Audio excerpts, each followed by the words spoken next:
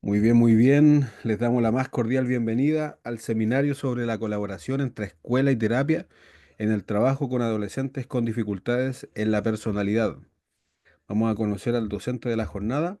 Él es Nicolás Lavé, psicólogo clínico de la Universidad de los Andes, máster en psicología clínica e infarto juvenil por la Universidad de Chile, doctor en psicoterapia por la Pontificia Universidad Católica de Chile, miembro fundador del grupo TFP Chile, supervisor clínico, magíster en psicología clínica de la Universidad de Adolfo Ibáñez y cuenta con más de 10 años de experiencia en el campo de la psicología clínica, con especialización en psicodiagnóstico y tratamiento de trastornos de personalidad en adolescentes y adultos. Tremendo honor contar con él en esta jornada, ¿cierto?, como docente. Así que la presentación de la bienvenida, profesor, es toda suya la sesión. Muchas gracias, Rodrigo. El honor es todo mío poder participar aquí con ustedes y que poder compartir esta instancia y del tema que me parece de todo el interés. Les voy a compartir pantalla. Ya. A ver, vamos a hacerlo así. Me voy a poner así para que así me puedan ver. eh, Voy a ponerme un poquito más grande, así. Y voy a ponerme acá. Ya. Perfecto. Eh, ya, ¿ven bien?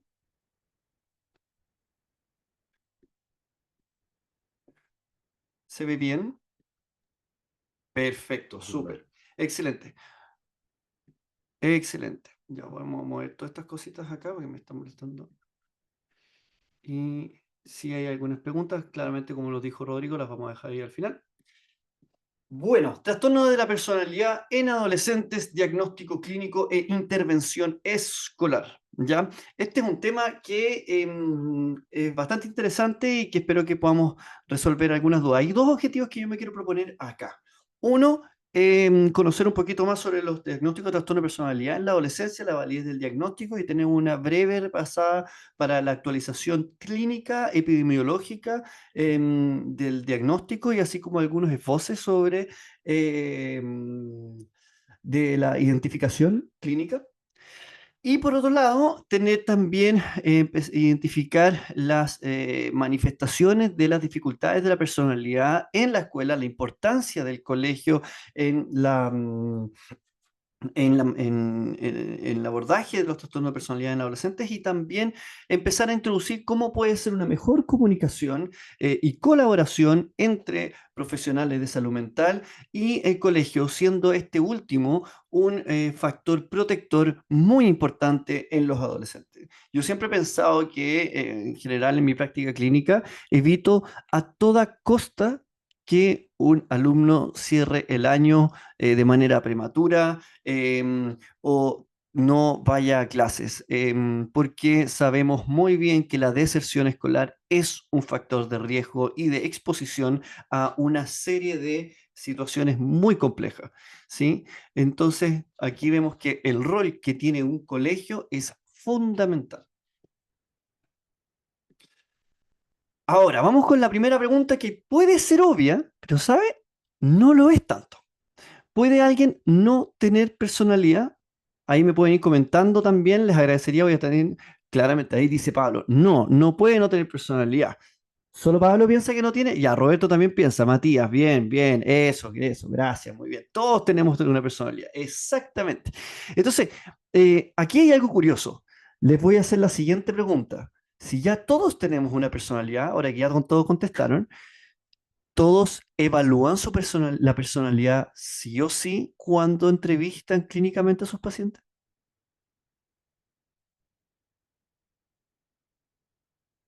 Ya no están respondiendo con la misma velocidad. Evaluamos rasgos, dice algunos. Ya, depende del tipo de entrevista. Ahí ya empezamos a distinguirnos algunas cosas. Cuando es algo que todos tenemos personalidad. Miren, y vamos, veamos algunas cosas. Alguien puede o no tener depresión. Alguien puede o no tener un trastorno de ansiedad. Alguien puede o no tener un TEA. Pero alguien no puede, si es que es persona, no puede no tener personalidad. Y es algo que es importante que lo clarifiquemos porque es un aspecto base que a veces se nos olvida, pero que tenemos que evaluar. Porque aquí viene la siguiente pregunta que suelo hacer. ¿Cuál es el diagnóstico en salud mental, sí, más grave y de peor pronóstico?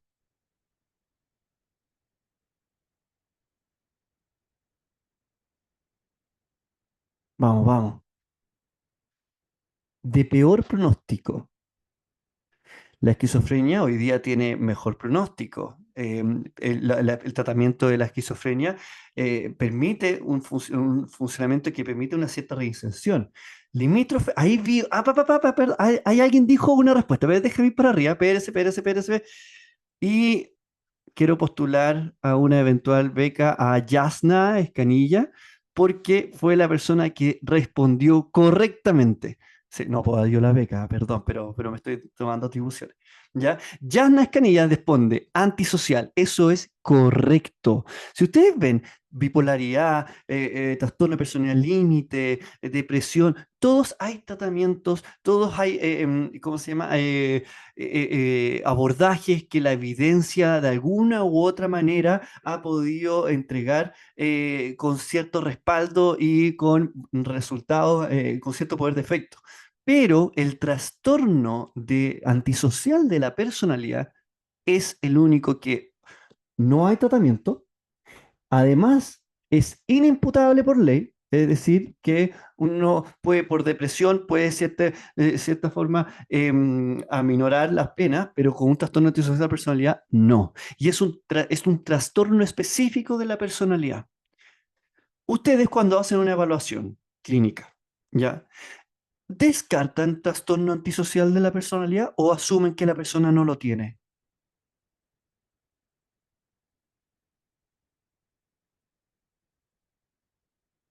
Se asume. Ahí dice Paz. No lo descartamos, dice Victoria. Muchas veces se asume que no lo tiene. ¿Viste? Interesante esto. En salud, cuando un paciente va a urgencia, a veces uno trata de descartar qué es lo peor que tiene para así de generarse un piso de salud. Y cuando hablamos de personalidad, cuando hablamos de salud mental, nosotros también tenemos que tener una lógica similar, ¿sí? Porque hay veces que cuando no evaluamos, después empezamos un tratamiento y nos encontramos con sorpresas. ¿Sí? Y después uno dice, esto no lo evalué antes, tuve un problema, ¿ya? ¿Por qué hablo de esto en un seminario sobre trastorno de personalidad en adolescentes y escuela? Bueno, porque cuando hablamos de personalidad es algo que tenemos que evaluar siempre, ya me voy a ir entrando en eso, y también porque tenemos que tener claridad de cuáles son los aspectos más graves que debemos descartar y eventualmente tener herramientas para poder descartarlos, ¿sí? La personalidad es un puzzle que nos va construyendo a lo largo de toda nuestra vida. Como yo les iba diciendo, podemos tener o no una depresión, podemos tener o no ansiedad, podemos tener o no un consumo problemático de sustancias, pero no podemos no tener personalidad. No podemos escapar a eso. Y la personalidad es algo que es, ¿cómo se llama? Que trasciende a lo largo de nuestra historia, con quienes nos vinculamos, cómo nos vinculamos, cuánto empatizamos, cómo sostenemos las decisiones que vamos haciendo a lo largo de nuestra vida, qué tan consistentes son las decisiones que vamos tomando en función de lo que nosotros queremos. ¿Sí? Entonces, cuando hablamos de personalidad, hablamos de algo estructural, ¿sí? Que cuando vamos a una evaluación de salud mental, tenemos que ver cómo anda ese aspecto estructural que nos mueve, ¿sí? Entonces, han habido toda una serie de cambios en la comprensión de la personalidad. Que para mi gusto, quiero que aquí también preguntarles, ¿qué tan familiarizados están con la nueva propuesta de trastornos de la personalidad del DSM-5 que está en la sección 3, el modelo alternativo de los trastornos de la personalidad? Ya respondo tu pregunta, Ani. No lo conocen, nada familiarizado. Perfecto, desconoce. Ok, primera tarea para la casa. Pesquen el DCM5, ¿sí? Anoten, ya, tarea, Nicolás nos dejó la primera tarea. DCM5, ir a sección 3, modelo alternativo de trastornos de personalidad. Esa es la nueva nomenclatura que está generando mayor validez en la comprensión de los trastornos de la personalidad.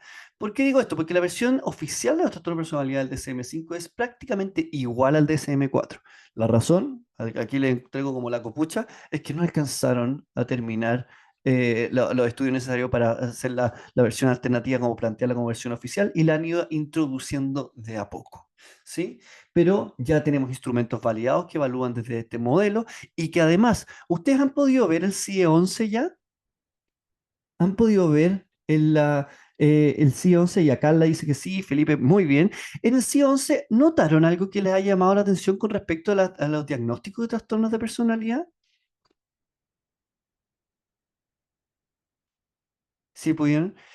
Se divide en leves de moderados y graves. Excelente.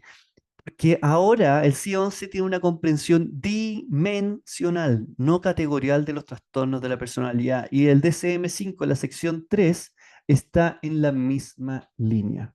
¿Sí? Ha habido todo un cambio. Y ojo, esto fue el 2013, esto ya estamos a más de 10, sí, pues ya a más de 10 años de esto. Entonces, es algo que les sugiero que tomen, que lo estudien, que lo incorporen, porque esto ya es algo que ya está. O sea, el mundo académico, cuando estamos hablando de investigaciones de personalidad, tenemos que conseguir la evaluación de los trastornos de personalidad ya más desde el modelo alternativo de los trastornos de personalidad, así que vamos a usar el modelo de DSM-5. ¿Sí? Pero estoy hablando ahí, como, ¿cómo se llama? Profesionales de salud mental, ¿ya? Y por eso ahí hice esa especificación. Ahora bien, ya introduciendo y aquí ampliando el bagaje a todos aquí presentes, cuando hablamos de personalidad, ¿sí?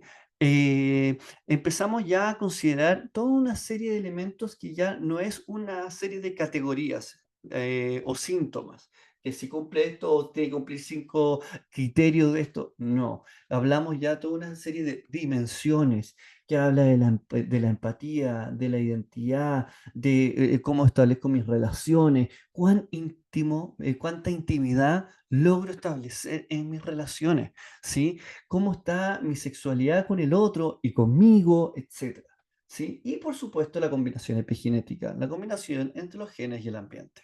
¿Mm? Sí, pregunta al voleo. Eh, por ejemplo, cuando hablamos de dificultades en la empatía, si tenemos a una persona con importantes dificultades en la empatía, significativas dificultades en la empatía, ¿qué tipo de personalidades se les vienen a la mente? Por ejemplo, narcisista, antisocial, te dicen son gerentes ahí, pues siempre. Ok. Eh, ¿Cómo evalúan la empatía en general cuando están conversando, entrevistando a las personas? Y ahí vamos a ir viendo eventualmente cómo se evalúa la empatía. Bien, entonces, continuemos. Cuando hablamos de qué es la personalidad, entonces ya hablamos de un conjunto de varios elementos. Por un lado tenemos el temperamento, que bien conocemos, donde tenemos la heredabilidad genética, y por otro lado la neurobiología. ¿Sí? La genética, no tenemos escapatoria en nuestra biología. ¿Sí? Em, no tenemos escapatoria en sentido de que somos seres biológicos. ¿Ya? Nuestra sustancia gris, el tamaño de nuestra corteza prefrontal, el funcionamiento de nuestro sistema límbico, nuestra amígdala, etcétera. O sea, todos esos elementos se van a transmitir en nuestros genes y van a impactar de manera significativa en cómo nosotros nos vamos a ir desplegando en el ambiente. Es nuestra materia prima. ¿Ya? ¿Y qué se va a combinar? Con el carácter. Entonces, con el carácter vamos a tener el funcionamiento, el self. Esta es como la nomenclatura oficial del DSM-5, la versión alternativa, por si acaso. Ya aquí ya se lo estoy introduciendo. El self, o sea, nuestra identidad, cuán consistentes somos, cómo es la relación que tenemos con nosotros mismos, como si la versión, la visión que tenemos de nosotros es consistente como es en realidad, Por otro lado, la autodirección, si las decisiones que vamos tomando a lo largo de nuestra vida son consistentes con las cosas que nosotros queremos con nuestra vida. ¿Sí? Las relaciones interpersonales, la empatía, la intimidad y por supuesto tenemos los rasgos que se basan también principalmente en el Big Five. Pero también tenemos otro tema muy interesante y muy apasionante que es la cultura. ¿Sí? Porque no podemos pensar, tener las mismas expectativas en los rasgos de personalidad predominantes en cultura oriental que en la cultura occidental. Hay varios estudios que hacen esta división de culturas más individualistas de otras mucho más colectivistas. Las sociedades orientales son mucho más colectivistas. Nosotros vamos a ver que las personas son mucho más ordenadas, tienen mucho más presente en la mente de que lo que yo haga tiene que también no pasar, faltar el respeto al otro. Ustedes ven cómo son los chinos, los japoneses, son muy preocupados del respeto, de si yo estoy enfermo, me voy a poner la mascarilla. O sea, para ellos cuando estuvimos en la pandemia, no fue muy difícil incorporar las mascarillas porque ya lo tenía incorporado en su cultura, porque ya eran mucho más colectivistas. A diferencia de las culturas más individualistas que son propias de las culturas occidentales, que están más orientadas de uno poder lograr los objetivos propios, no hace estas consideraciones sociales tan importantes. Pero dentro de las culturas individualistas también podemos hacer diferencias. No es lo mismo en la cultura latinoamericana que la cultura europea, ¿sí? De la norteamericana. O sea, tenemos diferencias culturales, ¿sí? Y hay valores universales que también van a variar mucho del tipo de cultura, ¿sí? Y además tenemos un concepto que se llama nicho social. ¿Lo han escuchado alguna vez? Cuando hablamos de nicho social, ahí Felipe, muy bien. Cuando hablamos de nicho social, también hablamos de cuán complejas son las sociedades, ¿sí? No es lo mismo ver una sociedad en Nueva York, en pleno centro de Manhattan, que ver cómo se organiza una sociedad en Kenia, ¿no? Es muy distinto. ¿Y por qué le digo que esto es importante? No solo porque marca las diferencias, sino que también se ha ido concluyendo en varios estudios de comunitarios de trastornos de personalidad que a medida que las sociedades son más complejas, aumenta la prevalencia de trastornos de personalidad. Y tiene un cierto sentido, porque a medida que son más complejas, son más exigentes. Y hay algunas personas que pueden seguir ese ritmo y otras personas que les va a tomar más tiempo nomás, ¿sí? O más dificultad. Entonces, ahora detengámonos y vámonos, sumerjámonos a lo que es la adolescencia, porque en la adolescencia ya tenemos una serie de riesgos y desafíos. A ver, esto es un tema que a mí me apasiona, porque la adolescencia, a veces siempre se habla que la adolescencia en sí misma es una etapa de mucha catarsis, de mucho riesgo, de mayor psicopatología. Pero la evidencia nos dice algo un poquito distinto. En verdad, el 80%, entre 70 y el 80% de los adolescentes en general transitan una adolescencia relativamente sana. ¿Sí? Y entre el 20 y el 30% son los que presentan mayor psicopatología. Sin embargo, a lo largo de los años, hemos visto que el aumento de la prevalencia de trastornos de salud mental en adolescentes ha ido en alza. Y tenemos varios desafíos y que hoy día las sociedades son muchos más exigentes. No es lo mismo ser adolescente hoy que hace 15 años atrás, que hace 20 años atrás. ¿Sí? La adolescencia hoy día está mucho más exigida desde más estímulos, desde más saturación, desde más seducción de factores de riesgo, desde las pantallas, desde los seductores que pueden ser ciertas redes sociales, mayor exposición a ciertos riesgos, etcétera. Lo que hace que la adolescencia hoy día requiera de mayor cuidado, protección, guía y mayor trabajo de todos nosotros que estamos acá involucrados de poder cautelar esos factores de riesgo, ¿sí? En esta, aquí les planteo tres cosas que me preocupan harto que pueden ir desarrollándose y ahí en el curso me extiendo más, en donde las dificultades que se nos avecinan, crisis importantes en lo que es el desarrollo de la empatía, el desarrollo de la creatividad y el desarrollo de la identidad, ¿sí? Ahí, ¿vieron la serie Adolescencia, no? Seguramente varios, ¿sí? Buena serie, una obra maestra. Em, Les anticipo, el personaje, ¿cómo se llama el personaje, este chico? ¿Quién se acuerda? Jamie, eso es, gracias, Matías. Eh, claro, mostrar una fachada de un chico que la estaba pasando bien mal, que tenía estas dificultades que uno podía empatizar, pero en verdad era un chico que tenía serias dificultades en la empatía. Ahí si quieren pueden bucear. Una vez publiqué una columna, no, perdón, eso, una columna de cera, pero también en las redes también hablaba del diagnóstico de este chico que tenía estas dificultades narcisistas, si lo pensamos bien. Pero no es nuestro tema.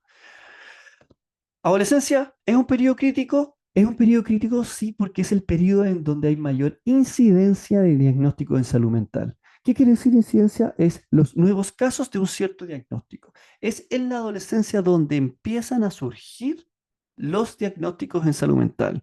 Trastornos de ansiedad, intentos suicidio, autolesiones, trastornos por uso de consumo de alcohol, sustancias, etc.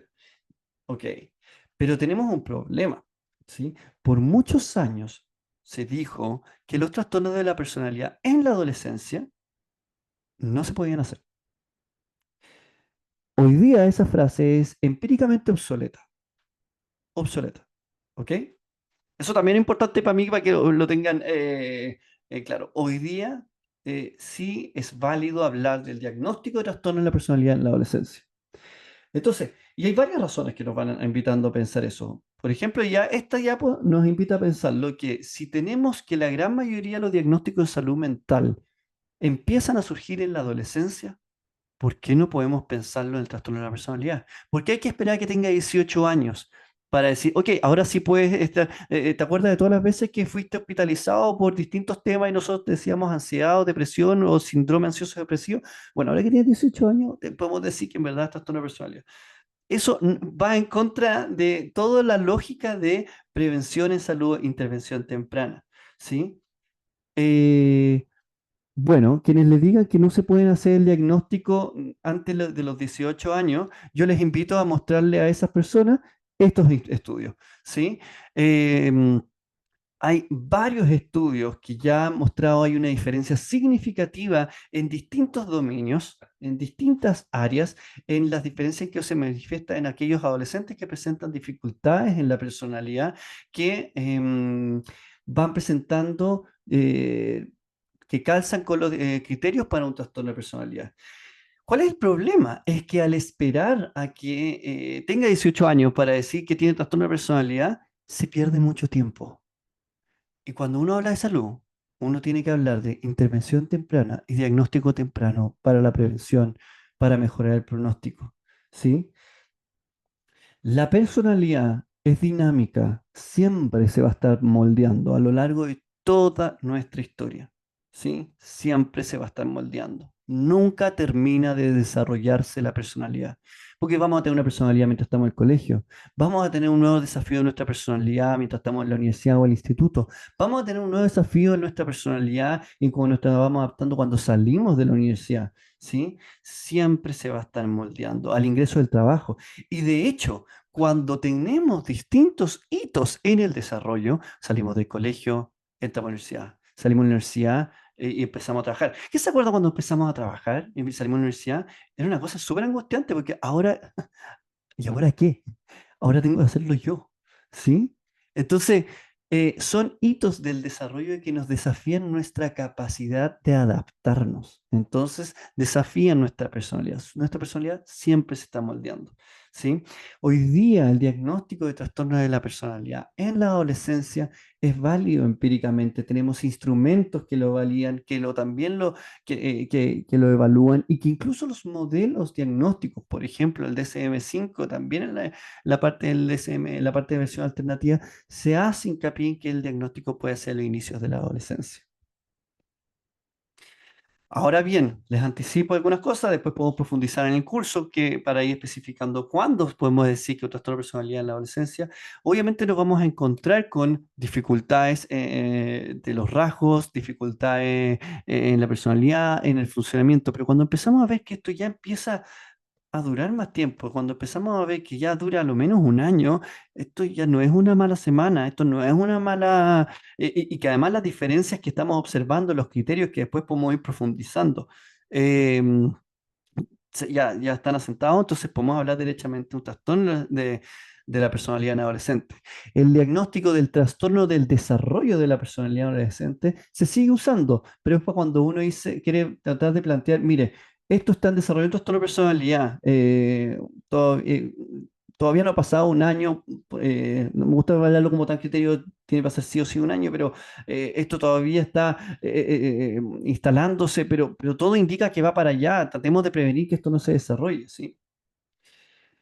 Entonces, cuando hablamos de personalidad en psicopatología básica, hablamos de cuatro grandes áreas, ¿sí?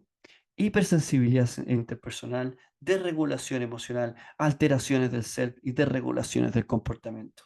Las hipersensibilidades interpersonales son aquellos afectos que van a gatillar en nuestras relaciones interpersonales y que nos van a poner a la defensiva de alguna manera. ¿A qué me refiero? Van a haber algunas personas que les va a doler mucho sentirse abandonados, que pueden sobreinterpretar situaciones como un eventual abandono, que pueden estar muy atentos a cuando otras personas pueden excluirlos. Van a haber otras personas que van a estar muy atentos a la crítica, que van a con mucha facilidad sobreinterpretar que los están atacando. Y van a haber otras personas que con mucha facilidad van a pensar que los están dañando. Lo que acabo de hacer es describirle emociones que duelen, que a todos nos duelen, porque son dolorosas, pero que hay algunas personas que van a ser mucho más hipersensibles a dichas emociones, ¿sí? Y cuando vemos que se conjunta, se combina con otros elementos que vamos a ir viendo, podemos hablar temor al abandono, límite, temor a sensibilidad a la crítica y a la inferioridad, narcisismo, estar en una sensación constante de sentirse atacado por otros, paranoide, ¿sí? Y que se van a ir em, combinando con desregulaciones emocionales, cómo yo lidio con esa hipersensibilidad, ¿sí? Si yo soy más impulsivo, soy más pasivo, si tengo arrebatos de ira, cómo son las alteraciones, perdón, la desregulación emocional, cómo yo lidio emocionalmente, porque esas son las desregulaciones del comportamiento, disculpe. Los sentimientos de vacío que voy a ir teniendo, si me cuesta regularme emocionalmente, volver a una emoción básica, volver a estado tímico, volver a poder pensar claramente cómo está la situación y no estar tan pensando tan en caliente. Alteraciones del self, que vamos a hablar, las alteraciones de la identidad, una difusión de identidad o un sí mismo grandioso patológico, que eso es propio del continuo narcisista. Que aprovecho a hacer un hincapié cuando hablamos del trastorno personal narcisista, y eso lo pueden ver harto en mis redes. Hay alto estigma con respecto al diagnóstico de trastorno personal narcisista. Es un continuo que va desde un narcisismo normal, que todos necesitamos tener, a un narcisismo patológico que evoluciona de un trastorno personal narcisista. Trastorno personal narcisista con conductas antisociales, síndrome de narcisismo maligno, trastorno antisocial, psicopatía. Es un continuo, así que les pido que tengan alta cautela cuando vean en redes sociales que asemejen trastorno personal narcisista es igual a psicopatía, porque no es así.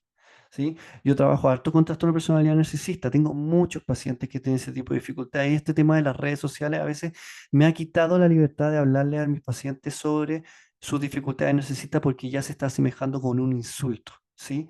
Y tenemos que tener esa cautela. Entiendo perfectamente, y parte del diagnóstico de trastorno de personalidad narcisista es la dificultad en la empatía y la dificultad en la moderación de la agresión, por supuesto. Pero también tenemos que ir combinando esos temas. Y por supuesto la desregulación en el comportamiento, cómo yo lidio en mi desregulación emocional, las autoagresiones, la impulsividad, la conducta antisocial, etcétera. Aquí tenemos, les quise compartir una breve diapo de lo que es la epidemiología, ¿sí? Aquí me quiero centrar principalmente en la vez la que es la epidemiología en adolescentes, ¿ya? Em, si se fijan en algunos estudios, tenemos que está el 2,3% de la población de adolescentes puede presentar un trastorno de personalidad, del 2 al 3%. Pero, y como pasa en todo el resto de los trastornos de la personalidad, aumenta en población ambulatoria, ¿ya?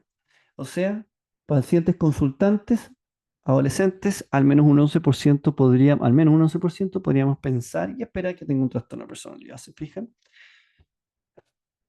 En los diagnósticos de los trastornos de la personalidad son muy importantes el poder considerarlos, evaluarlos, descartarlos, porque además están asociados a otros diagnósticos y otros riesgos, como el riesgo suicida.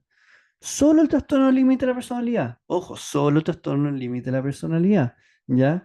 Em, presenta un 2 a un 6% de suicidios consumados, 2 a un 6%, ¿sí? Eso equipara las cifras de depresión, de hecho. Em, y que puede llegar a un 80% de las personas que tienen trastorno de personalidad límite con ideación suicida, llega a un 60% de trastorno de personalidad límite de intentos suicidas que no necesariamente son consumados. Y ojo, ese es solo el trastorno límite de la personalidad. Me falta hablar de narcisista, paranoide, etc. Entonces aquí vemos cómo hay distintas comorbilidades, diagnósticos asociados al trastorno de personalidad. Y aquí les cuento una cosa. Cuando uno trabaja con trastornos de personalidad, ¿sí? Tiene que saber un poco de todo. Tiene que trabajar un poco de todo. Porque los trastornos de personalidad en general consisten en polisintomatología. ¿Ya?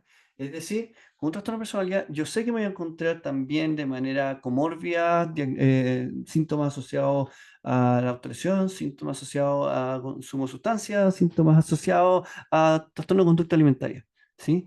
Entonces, implica tener que tener un paraguas de cómo funcionan los distintos diagnósticos, ¿ya? Porque hay una alta comorbilidad del diagnóstico consumado, o sea, consumado, diagnóstico presente que cumple los criterios y diagnósticos o síntomas y diagnósticos subumbrales. Y aquí tenemos los principales: el riesgo suicida, las autolesiones, consumo de sustancias, trastorno de conducta alimentaria, trastornos del ánimo y deudas. Y aquí también me voy a detener, ¿ah? ¿Cuántos de ustedes evalúan el comportamiento financiero de sus pacientes?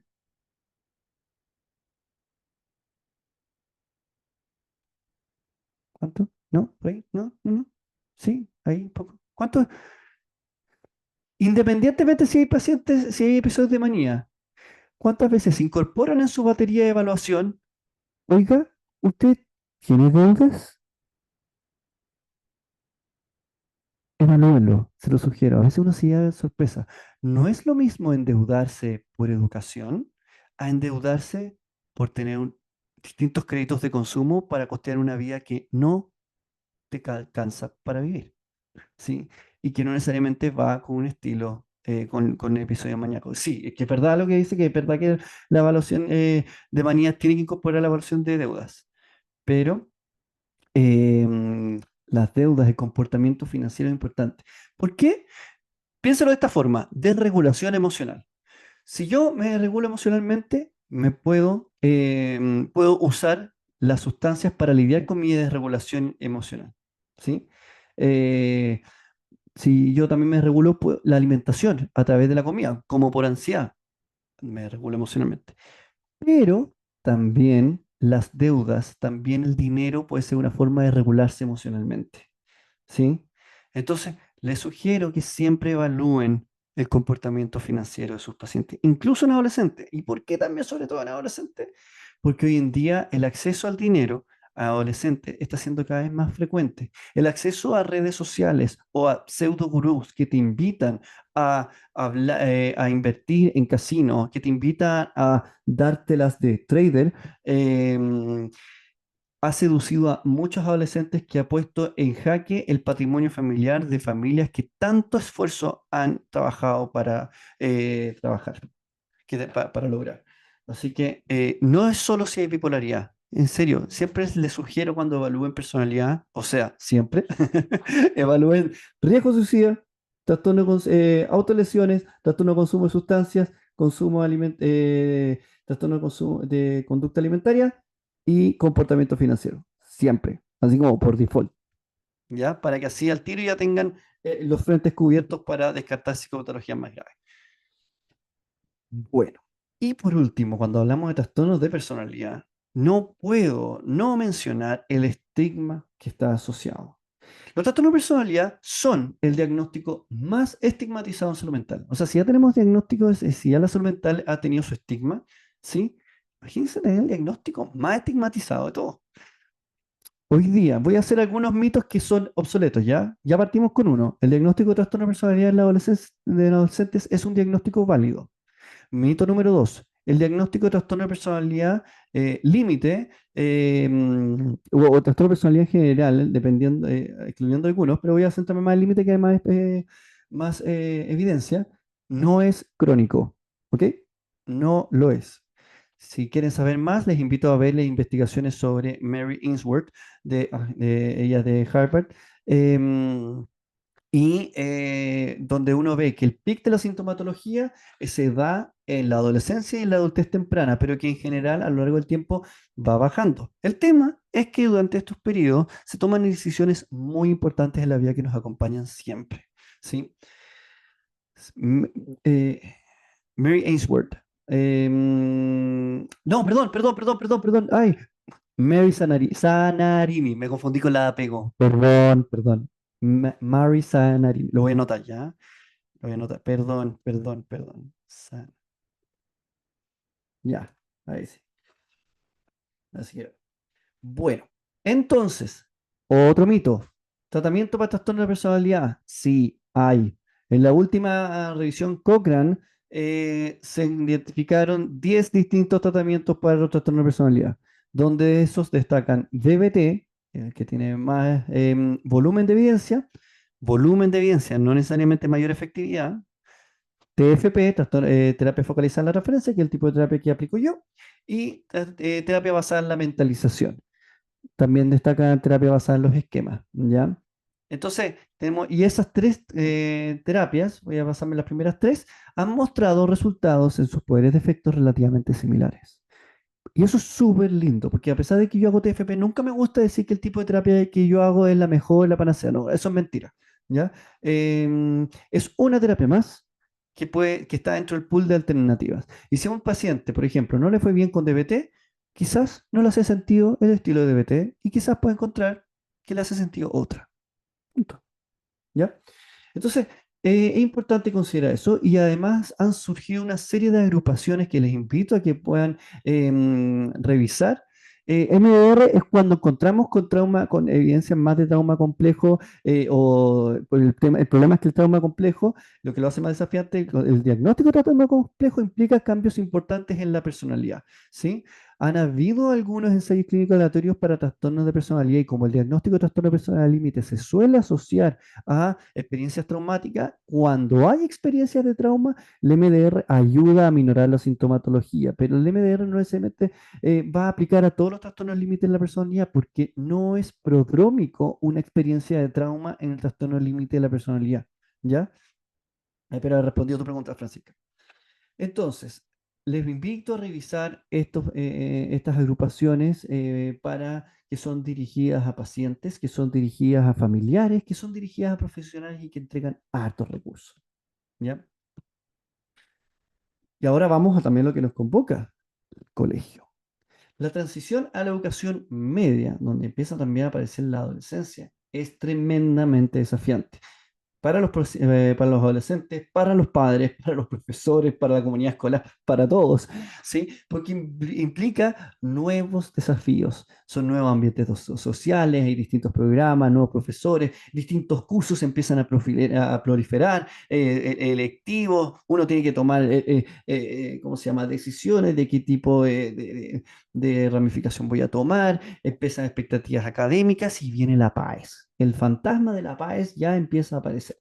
Y eso empieza a generar expectativas. Aumenta la comparación con otros chicos, con otras chicas, en cuanto al promedio, lo estaré haciendo bien, voy a lograrlo, no quiero pensar en esto. Empieza a surgir ciertas presiones, ¿sí? Eh, y donde quizás para la mayoría de los pacientes, ¿verdad? Quizás para la mayoría de los adolescentes estos desafíos pasan de manera natural y es como ya, ¿verdad? No me importa tanto la paz, después me voy a preocupar, ok. Pero hay otros que este proceso se vive con mucha confusión, con mucha inconsistencia, con mucho estrés y que genera también comportamientos bien disruptivos, ¿sí? Em, entonces, vamos a encontrar una serie de jóvenes que van a empezar a generar sintomatología y que el colegio, la experiencia escolar, va a ser un factor de estrés, ¿sí? ¿Y cómo vamos lidiando con eso? Ya. Ok, hemos observado también y también la experiencia, las investigaciones nos han ido mostrando que aquellos estudiantes que presentan dificultades en su personalidad, no necesariamente un trastorno, pero igual eventualmente si tienen un trastorno, van a tener experiencias negativas que vienen en el colegio que van a impactar de manera más significativa. ¿Sí? Que van a afectarles más las dificultades sociales, en los grupos, en los trabajos en grupo, en el rendimiento escolar, cómo se adaptan a las normas, etcétera. Y además, otro tema importante, el diagnóstico de trastorno de personalidad en adolescentes aumenta el riesgo de deserción escolar. Aumenta el riesgo de que un adolescente repita, un adolescente deserte el colegio, abandone y no termine el colegio. O sea, ya esto nos tiene que encender la alarma. O sea, es algo que nos tiene que preocupar porque tenemos que asegurarnos que los adolescentes terminen el colegio. Hacer todo lo posible. Eso, bueno, para eso estamos todos acá también. Entonces, el problema no es sintomatológico como lo estamos viendo, es trasciende el funcionamiento. ¿Cómo funciono yo con mis amigos? ¿Cómo funciono yo con mis parejas? ¿Cómo yo funciono en mi sexualidad? ¿Cómo funciona mi proyecto académico? ¿Cómo funciono con mis profesores? ¿Cómo funciono conmigo mismo, con mi familia, etcétera? ¿Sí? Entonces, les pido disculpas, no sé comprensión con C, me van a matar. Profesor con doctorado y escribiendo así de mal. Dios mío. Perdón, perdón, que no debía haber terminado la media sin haber tenido este problema. Les pido disculpas a todos, ¿ya? Disculpa, Rodrigo, estoy dejando en vergüenza de IPA con esto. Esto es responsabilidad mía. Pero bueno, se entiende, es de vital importancia tener una comprensión de los problemas complejos en salud mental y que todos nos estemos involucrando. Oye, qué vergüenza, voy a pasar rápido esta diapositiva, ¿ya? Listo.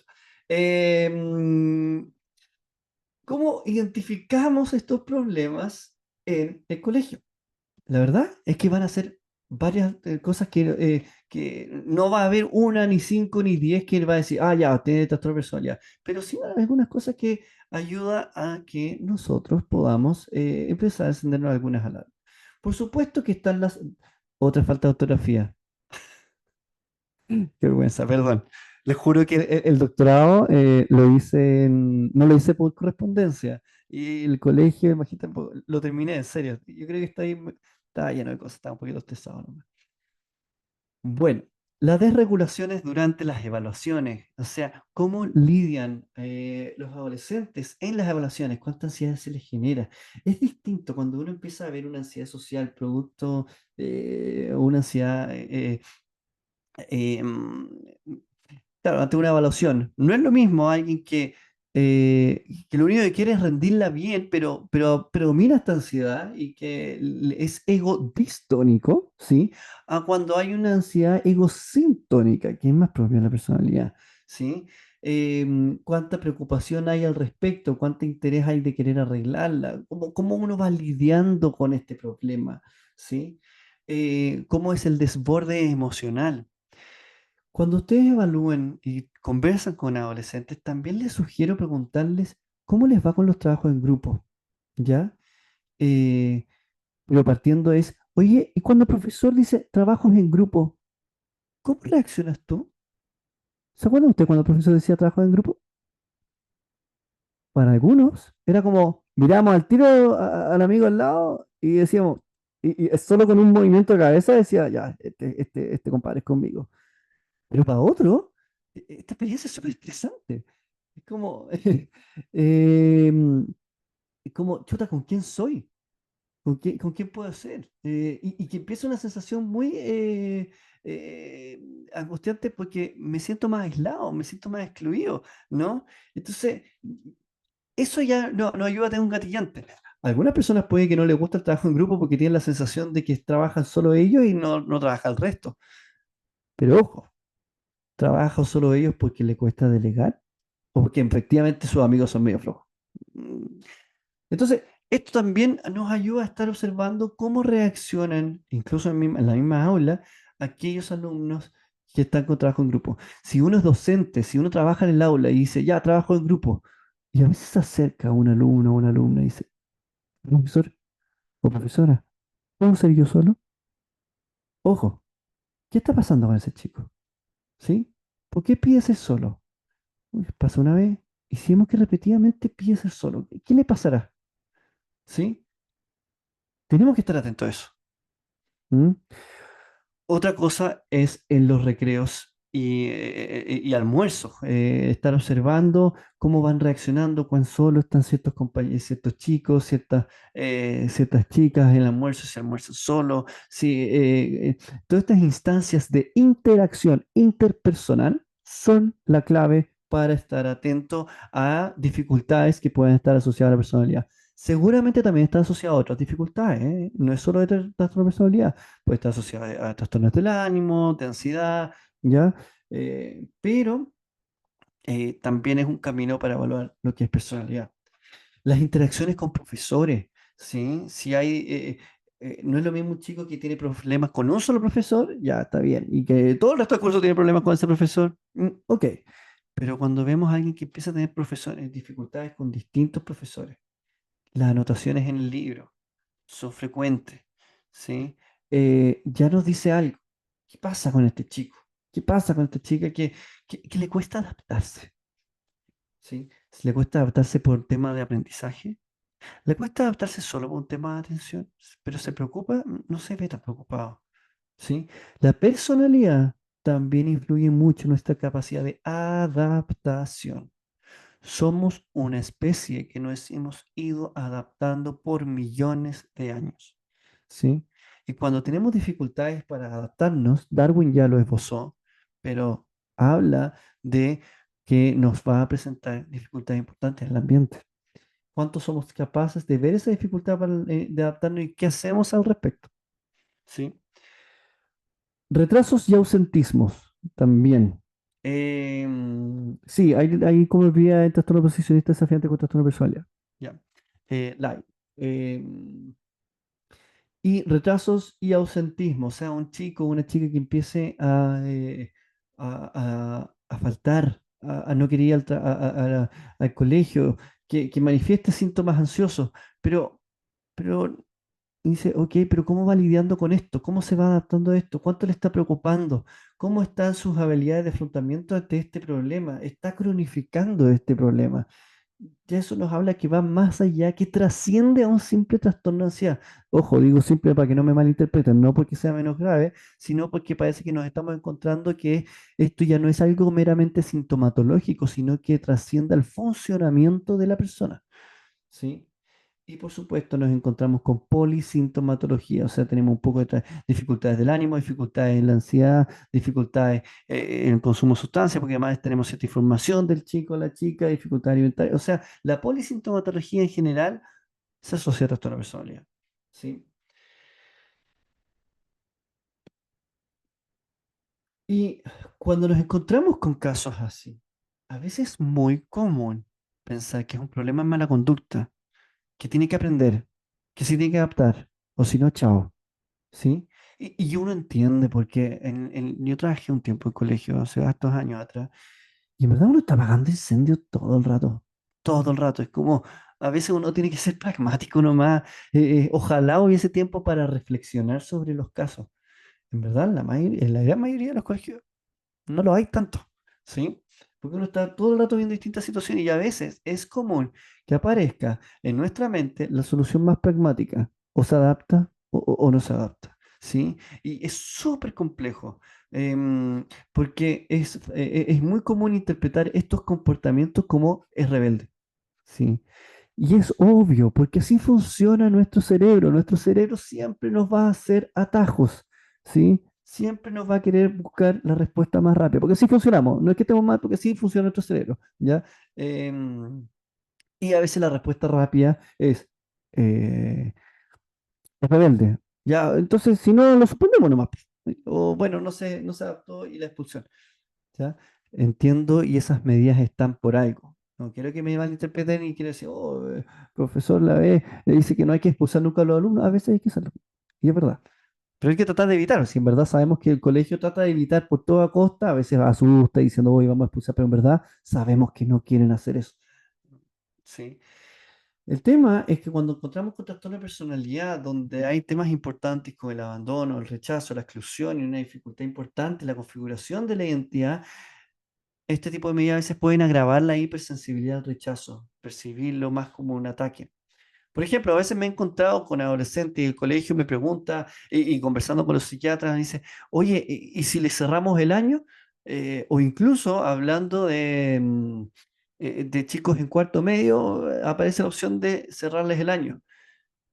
Yo planteo que por ningún motivo, o sea, prefiero mil veces que repita cuarto medio a cerrarle el año si están presentes estas dificultades. Y ahí, como dice Matías, sí, no es tan terrible perder un año, es mejor perder un año, pero que aún esté amparado por la institución educacional, que todavía es un factor protector, a que cerrarle el año y que ahí vaya a la deriva, Dios sabe dónde. ¿Me explico? Entonces hay veces que asumir esos costos. ¿Mm? Entonces, cuando estamos comunicando y cuando estamos trabajando profesionales de la salud con miembros de la comunidad escolar, necesitamos tener una comunicación fluida. Entonces, aquí les quise anotar un poquito qué es lo que tenemos que estar atentos en una reunión de colegio con profesionales de salud mental, ¿sí? Donde tenemos que hacer una mini evaluación o sea, ojalá incorporar una evaluación que la conversación entre ambas profesionales de salud mental, equipo tratante con institución escolar, puede incorporar cómo es el comportamiento, clases, ¿sí? Cómo responde, si hay muchas anotaciones o no, de qué tipo son las anotaciones. Ojalá el equipo escolar pueda también contar ese tipo de información desde antes para darle al profesional de salud. Miren, en general las anotaciones son más de distracción. Ah, ya. Pucha, ya, bueno, salió más desatento. Que no es lo mismo a transgresión de las normas con alevosía, con conducta irrespetuosa, ¿no? No es lo mismo ser un chico travieso que alguien que tenga dificultades en la moderación de la agresión. No es lo mismo, ¿sí? Em, Como si las interacciones son difíciles con los compañeros o con los profesores, cómo son, si hay transgresiones en las normas, y cuando existen las transgresiones en las normas, ¿hay culpa? ¿Hay dificultades? La persona, el alumno o la alumna se encuentra arrepentido genuinamente por eso, ¿sí? A ver, ahí Fernanda dice, muchas veces los docentes no entienden que un niño que está emocionalmente, seguramente con dificultades, no funcionará de igual forma en el ámbito cognitivo. Es cierto, pero también es súper complejo este tema, porque uno entiende que la mente de un profesor está con tantas cosas. Tengo que hacer la prueba, tengo que hacer esto. Como insisto, nuestro cerebro va a tratar de pescar el atajo. Y así funcionamos y tenemos que ver cómo hacemos consciente de que ese atajo a veces nos hace daño. ¿Sí? De hecho, sí, bueno, no voy a meterme por ahí, sino voy a meterme en el lado polémico. Ya, no importa. Transgresión de las normas. ¿Cómo está la asistencia? ¿Sí? La asistencia es clave también. Si en general es muy baja la asistencia o no. Ojalá poder contar con toda esta información para que ya nos permita hacer un esbozo rápido en una primera entrevista. Tener, al tiro, ojalá contar con estas informaciones en la primera entrega de la información. La disposición y preocupación con su situación. No es lo mismo un chico que se acerca a los profesores y le dice, oiga, ¿sabe qué, profesor, profesora? Estoy preocupado, tengo estos problemas en la casa, quiero que me vaya bien, pero no puedo, a un chico que muestra no interesarle, que muestra que incluso la ayuda la percibe como un ataque, ¿no? Entonces, es importante tratar de hacer esas distinciones, ¿no? Y bueno, ¿cuáles son las crisis que aparecen? ¿Cómo se desarrollan esas crisis? ¿Sí? Los informes de los alumnos son precarios y no profundizan totalmente el comportamiento del estudio del estudiante. Bueno, por eso les invito a tener que considerar estos elementos en los informes o poder preguntarlos también. Así como también vamos a preguntar de los alumnos, también tenemos que preguntar de los apoderados. ¿Cuánto participan en las actividades escolares? ¿Sí? Algunos colegios, eh, mm, ¿cómo se llama? Toman asistencia a las actividades escolares de los padres. Ese dato es importante. No es lo mismo. Unos papás que uno ve que están involucrados en el colegio, que asisten, que van a las charlas, de aquellos que uno nunca supo de ellos. Eso ya nos habla de- del involucramiento.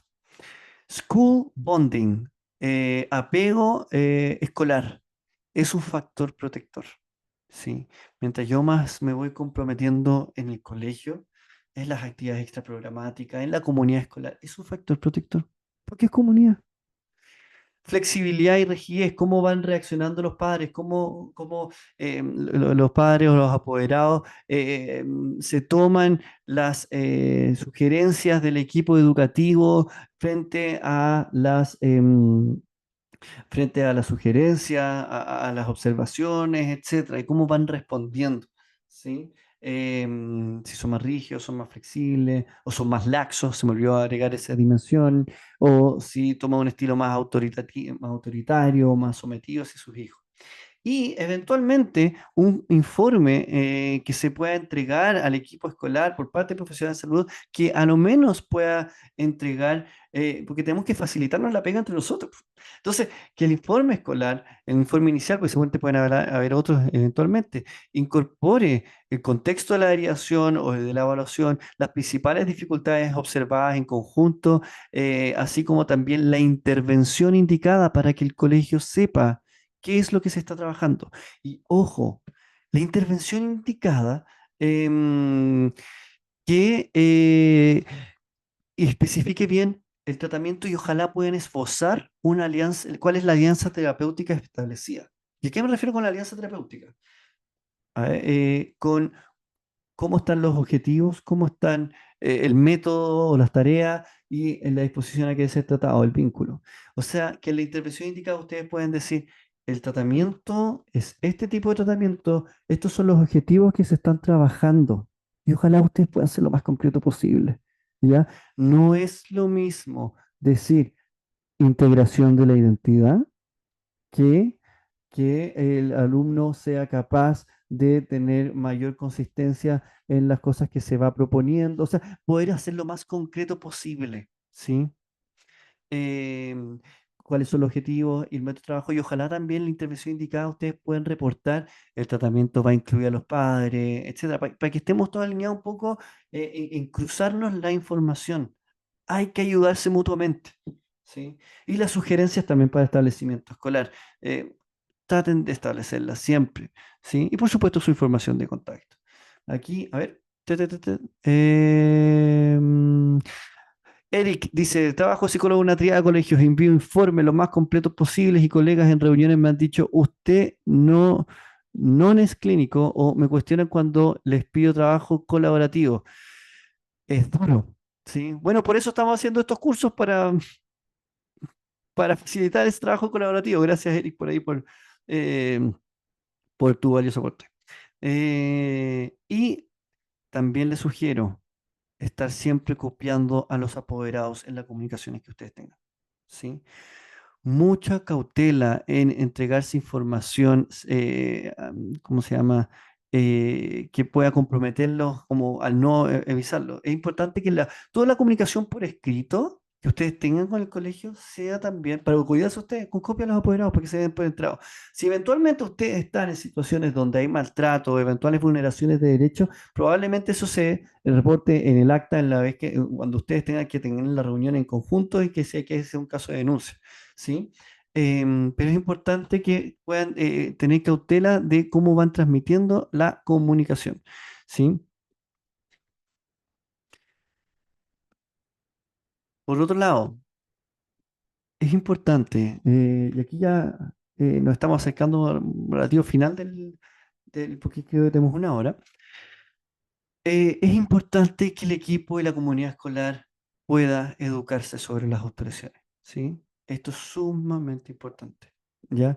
El poder contar con formación en las autolesiones, que puedan diferenciar una autolesión de un riesgo suicida, poder entender la autolesión como parte de una desregulación emocional, ¿sí? El poder... em, el poder entender que un adolescente no va a dimensionar igual que un adulto lo que está haciendo. ¿Ya? Es importante entrenar a la comunidad educativa con respecto a este tema y claramente tener protocolos de acción frente a estas conductas. ¿Mm? Y por otro lado, que también está siendo un nuevo desafío, porque los comportamientos agresivos también están presentes en los trastornos de personalidad, más en algunos que otros, es porque algunos adolescentes pueden presentar comportamientos, otra más, miren, importantes, no, es como importantes. Bueno, perdón. Mm, en fin, hagamos como que eso no está ahí. Comportamiento desafiante. Tenemos un nuevo desafío, ¿ya? Sí, suena medio gringo, gracias, Miriam. Importante. Eso sí, ahí suena medio gringo. Bueno. Yo me quedo pelando el cable, como estoy aquí solo y como no los puedo escuchar, me quedo ahí hablando con el chat. En fin, ya. Ya, concentrémonos, por favor. Comportamiento desafiante. Ha aumentado el riesgo, ¿cómo se llama? El nivel de agresión, no solo entre compañeros, sino que también a docentes. Y no podemos hacer la vista gorda en eso. Y tenemos que establecer eh, ciertos protocolos ante esa situación. ¿Sí? Em, Porque, y ahí tenemos que tratar de encontrar un equilibrio entre ¿cómo se llama? Un establecimiento de límites claros, ¿sí? En donde a veces la posición del docente, del administrativo, del staff del colegio, incomoda, pero porque tiene que incomodar, porque a veces la autoridad tiene que incomodar. Es el rol, nada que hacer. Pero también establecer cercanía, establecer amabilidad, etcétera. Es un equilibrio, ¿cómo se llama? Es un equilibrio difícil, pero que hay que tomar, ¿ya?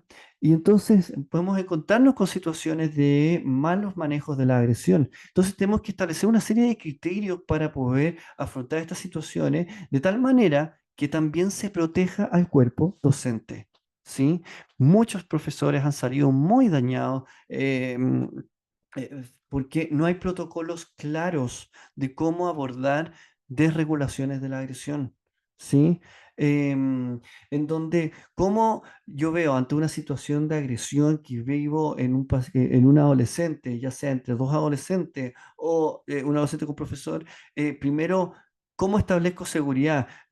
Ok, ¿cómo tengo otros profesores que estén por ahí cerca mío y que establezcan una separación a los otros alumnos? O sea, para que así uno pueda estar seguro de que el entorno donde está el conflicto esté relativamente aislado de otras situaciones para que no proliferen los daños colaterales, para después uno poder acercarse con genuino deseo de entender lo que ocurre, pero no de manera amenazante, porque un cerebro en un adolescente bajo amenaza, y sobre todo que tenga una patología en la personalidad, puede ser muy reactivo, ¿sí? Entonces, ¿cómo me voy acercando? ¿Cómo también voy entregando la validación necesaria para verme con alguien suficientemente confiable para poder empezar a conversar y empezar a focalizarme en la relación que estoy teniendo con la persona y poder ser alguien de ayuda, entregar esa ayuda y esa confianza para ir evitando que la situación escale, ¿ya? O sea, hay que tener estos protocolos para proteger a la comunidad escolar en su totalidad, ¿ya?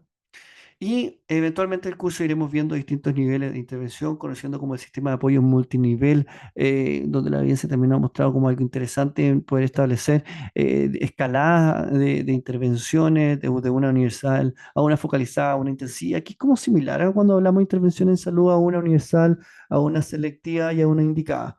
Ya lo iremos viendo en el curso. Y bueno, creo que ya estamos finalizando. Los invito entonces al curso que estamos realizando. En la próxima semana ya serían las dos sesiones un poquito más extensas.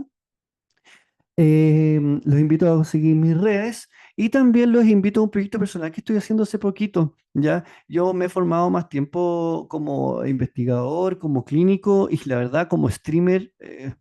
Tengo bien poco, pero igual me estoy lanzando. Se llama Hablemos de Adolescencia. Ya hoy día, de hecho, publiqué un nuevo capítulo sobre las pantallas y les invito a escuchar el resto. Son un poquito, eh, estoy tratando de que sean más cortos, pero bueno, me han dicho que les ha gustado todo el contenido, así que los invito a escuchar en Spotify el, El podcast que es una invitación a hablar de los desafíos de la adolescencia de una perspectiva más empírica, pero también combinando experiencia clínica y con herramientas prácticas para padres y docentes. Así que eso es, les agradezco mucho el interés, la amabilidad y bueno, la tolerancia a mis faltas de ortografía. Gracias, Rodrigo. Mm, Gracias, profesor. Excelente, excelente ponencia. Estoy leyendo los comentarios.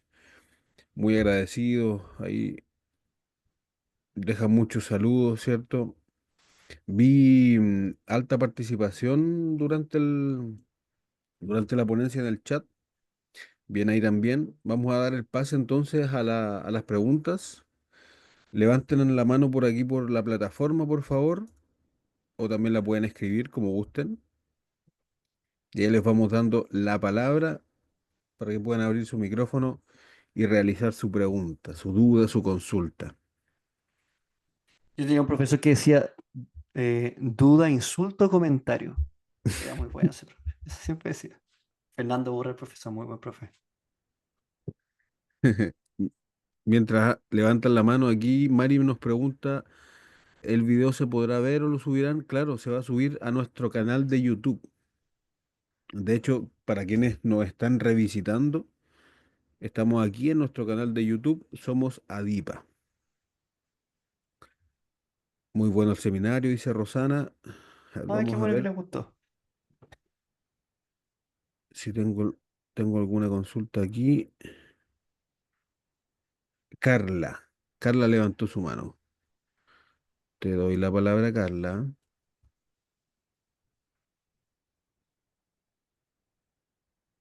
Hola, ¿se escucha? Fuerte y claro. Ok, mi pregunta yo creo que la habían hecho en el chat, que tengo la misma duda que varios compañeros, es, ¿una persona con trastorno de la personalidad puede presentar trastorno espectro autista, TEA? ¿Una persona con trastorno de espectro autista tiene personalidad? Eso me preguntaron a mí de vuelta cuando yo hice esa misma pregunta hace un tiempo atrás. Yo tenía la misma duda que tú, Carla. Y la verdad es que si lo pensamos, si tiene personalidad, no lo podemos negar. Entonces, y como tiene personalidad, también puede presentar dificultades en la personalidad. ¿Ya? Ya, Y como ¿sabes se ha por ido, perdona, déjame terminar Sí, la sí, pregunta, disculpa, porque esto ha disculpa. sido sumamente desafiante, porque justo coincidieron dos expansiones en el diagnóstico, en el DSM-5. Por un lado, tenemos el trastorno del espectro autista, que se amplió a un espectro, ¿ya? Y por el otro lado, el trastorno de personalidad también se amplió a un aspecto más dimensional. Entonces, como es natural en los cambios de los paradigmas, de los pensamientos, los límites van a ser difusos por un tiempo. ¿Sí? Porque necesitamos darnos el tiempo para decir, ok, lo tenemos como un espectro, lo tenemos como una edición, ¿cuándo entonces sí y cuándo entonces no? ¿No?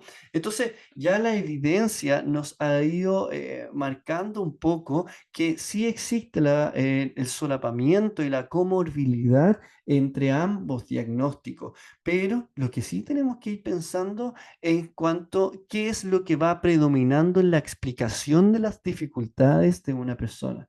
Podemos encontrar un trastorno del espectro autista que vamos a encontrar con algunas dificultades, pero el grado, no soy experto en TEA, así que probablemente lo que voy a decir, por favor, no, no lo tomen como, oh, el profesor no sabe nada de TEA, porque probablemente sé menos que algunos, que varios que estén acá. Entonces, el nivel de funcionamiento y de profundidad del trastorno espectro autista, en la medida que sea más profundo, probablemente vamos a pensar menos en la personalidad.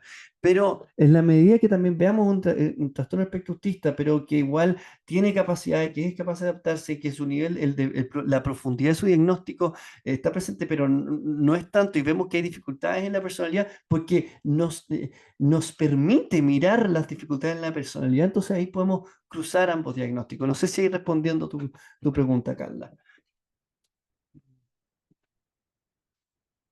Ahí está inmute, pero hay un artículo súper lindo de Lois Choi Kan. Ustedes googlean BPD Autism que habla sobre el trastorno espectro autista y cómo se puede ir distinguiendo de los trastornos personales límite. Son esbozos, son más las conjeturas, pero es bien interesante cómo lo va planteando y uno lo va diferenciando. Por ejemplo, es más probable que las dificultades interpersonales sean lo que más gatille en los trastornos de personalidad. A su vez, las dificultades sensoriales pueden ser las que más gatillen las de regulación en el trastorno espectro autista. Eso, espero haberte respondido la pregunta.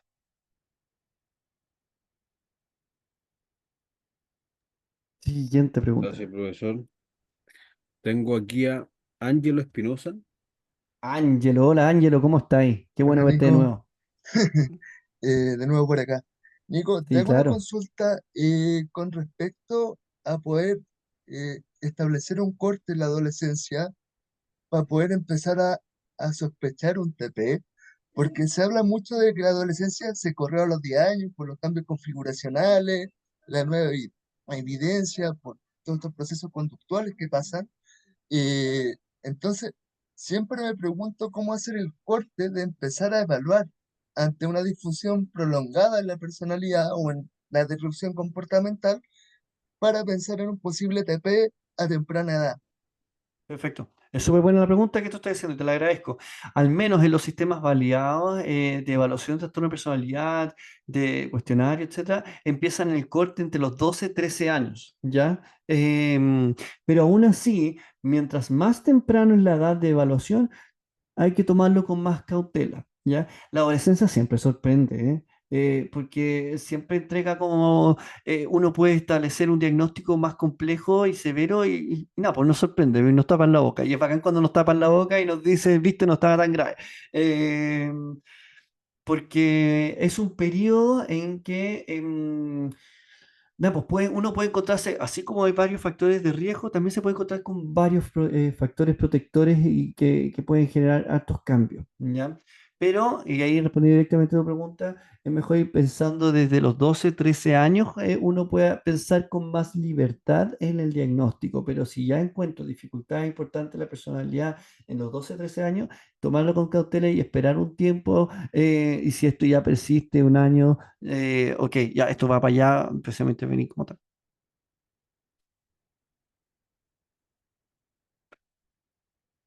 Siguiente pregunta. Gracias, profesor. Tengo la mano levantada de Nati. Aló, ti, ¿estás ahí? ¿Se escucha? Sí, Sí, claro que pues. sí. Y yo lo escucho un poco entrecortado. ¿En serio? Usted, sí, usted había como dicho de que los diagnósticos como que más surgen en la adolescencia. ¿Eso se debe porque hay como una pesquisa así como tardía en la adolescencia o porque hay como más factores como de riesgo, por así decirlo, para que aparezca como estos diagnósticos? La ¿O última ambas? es por varias cosas que se van combinando. Es súper interesante el tema, porque en la adolescencia, uno, tenemos una reconfiguración cerebral importante, em, que hace que los adolescentes estén más expuestos a varios aspectos que son más emocionales e intensos, porque, bueno, el desarrollo cerebral. Por otro lado, hay mayor exposición a distintos factores de riesgo que igual a lo largo de las últimas décadas se han ido adelantando un poco a lo largo de los años. Por ejemplo, hoy día sabemos que la edad promedio en Chile de entrega de celular es a los 9 años o a los 8, ¿sí? Y eso es brutal, brutal. Entonces ya es un factor de riesgo y que más encima no hay mucho control al respecto. Y que aproximadamente la estadística dice que 10 de cada 10 adolescentes en Chile tienen un celular. Dios mío, santo, qué horror. Hoy día hablo de ese tema en el podcast. Y entonces te fijas que se nos van sumando más factores de riesgo que entran con más intensidad en este periodo. Entonces, es la incidencia de los trastornos de salud mental en la adolescencia se debe a estos factores. Claramente de hecho, uno de los diagnósticos se nos escapa un poquito de la adolescencia y parece más en la infancia, que es el trastorno por déficit atencional. ¿Sí? Espero haber Entonces respondido sería a tu pregunta. como multifactorial. Claramente, sí, claro. Sí, Igual lo que claro, pero usted conversó de que antes se decía de que la adolescencia como que no se podía dar diagnóstico, yo estudié bajo ese paradigma.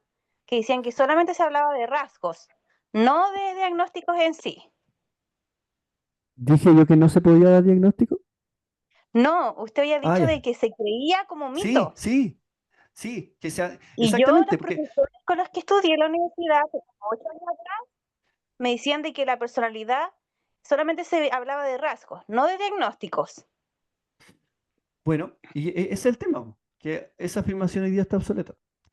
A Ah, partir del año 2000, a partir del año 2000, empezó a surgir una serie de estudios y de investigaciones con respecto a la personalidad en adolescentes. Y es súper interesante porque ahí es cuando se empezó a cuestionar la afirmación de trastorno de personalidad en la adolescencia, no. Y los resultados de las distintas investigaciones empezaron a arrojar, oye, pero aquí tenemos un problema. Tenemos una serie de adolescentes que están presentando dificultades significativamente distintas y más graves que otros adolescentes, incluso más graves de otros adolescentes que presentaban diagnósticos como trastorno ansioso o trastorno de depresión. Y una de las grandes propulsoras de esta cruzada, que es alguien que les tengo mucha estima, es la doctora Carla Sharp, de la Universidad de Houston, Texas. Viene a Chile en el Congreso de Apego, se lo recomiendo también. Eh, Ella fue una de las pioneras en los estudios de trastorno de personalidad en los adolescentes. Sí, hablemos de adolescencia, es el juego de palabras. ¿Ah? Ya. Entonces, no sé si ahí voy respondiendo tu pregunta, Nati, también. Gracias, profesor. Eh, ¿Cómo estamos para el tiempo de pregunta? ¿No alcanza una más o llegamos hasta ahí? Usted me dice. Una más, porque ya me tengo que ir sí, a mi casita. entonces realmente eso ahora es un mito. Sí, correcto. Gracias, Nati. Ahí tengo la mano levantada de Daniela. Hola, profe, hola a todos. Hola.